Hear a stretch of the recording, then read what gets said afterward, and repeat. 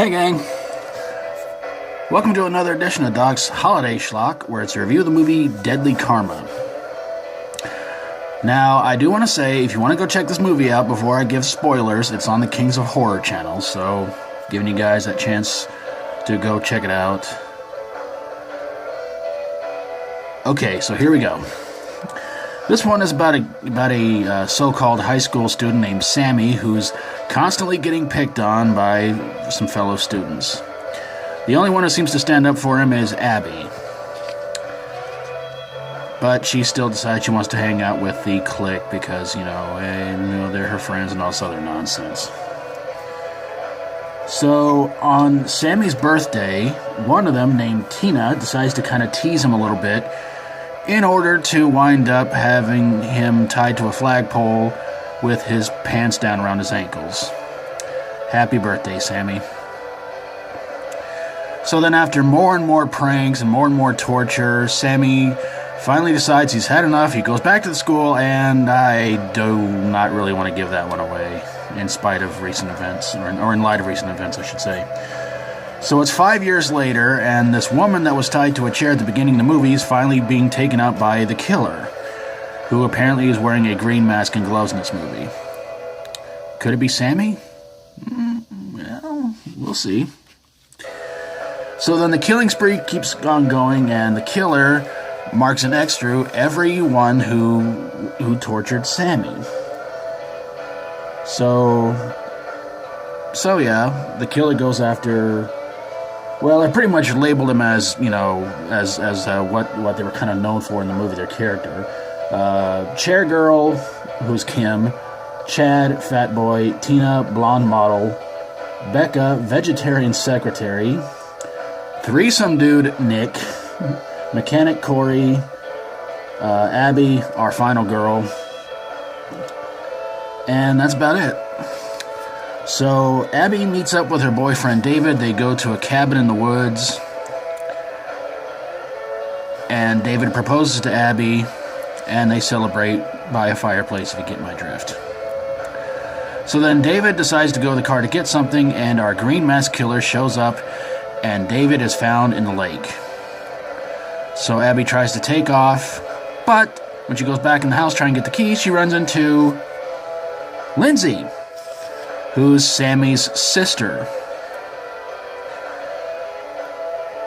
And so Lindsay and Abby try to escape, but the green mask killer shows up, and it is revealed that Lindsay was behind the revenge of the green mask killer, in which the green mask killer turns out to be David. David, as it turns out, is the oldest brother of Sammy and Lindsay, and he wanted to kind of help get revenge for Sammy, who unfortunately took his own life years before. So they throw another birthday party for Sammy, who's not exactly the life of the party, if you get my drift.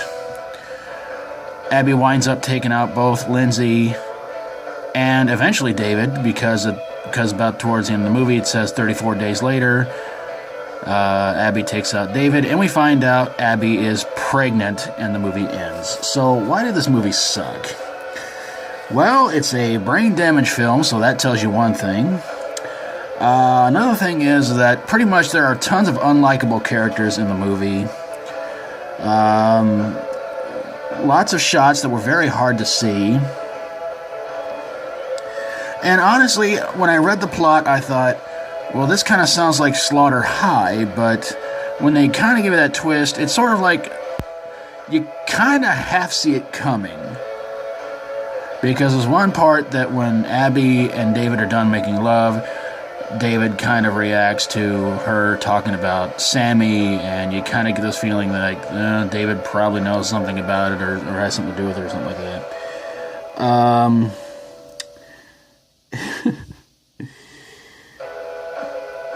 And it's...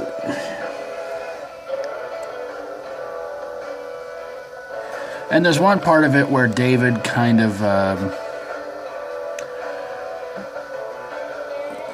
well, I can't say breaks the fourth wall, but at one point when he leaves Abby in the house, he says, "I'll be right back." And they talk about, You shouldn't say that, and he says, she says something like, you shouldn't say that because, and then he says, well, that only happens in horror movies.